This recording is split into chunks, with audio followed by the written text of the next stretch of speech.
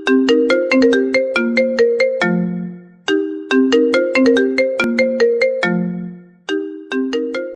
Hello. हाँ भाई बोल। अरे भाई कहाँ है? की कहियो भाई हमर मलबे छोड़ के भाग गेलो।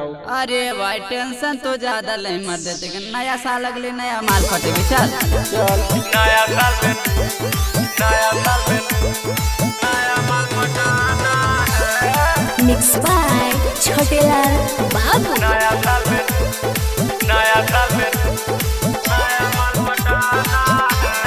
प्रेजेंटेड बाय बेवफा रिकॉर्डिंग स्टूडियो नवादा। इसमें माजा उठाना है, इसमें माजा उठाना है।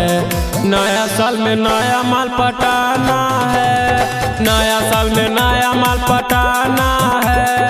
पहली बाली को भुलाना है, पहली बाली को भुलाना है। नया साल में नया माल पटाना है, नया साल में नया माल पटाना है। नया साल में नया माल फटाना है। नया साल में नया माल फटाना है।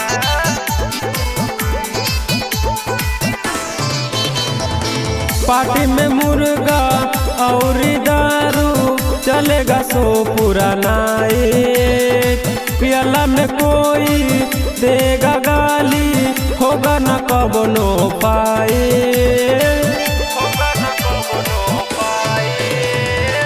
पार्टी में मुर्गा और दारू चलेगा सो पूरा नाइट।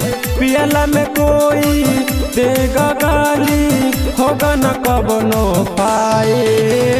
पहली बाली को रुलाना है, पहली बाली को रुलाना है। नया साल में नया माल पटाना है, नया साल में नया माल पटाना है।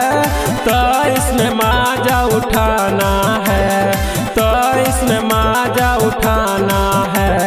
नया साल में नया माल पटाना है, नया साल में नया माल पटाना है। नया माल फटाना है। नया साल में नया माल फटाना है।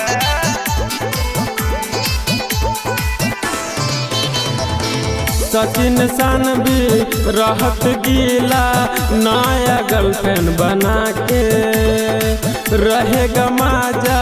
बोलेगी राजा हमको अपन बना के।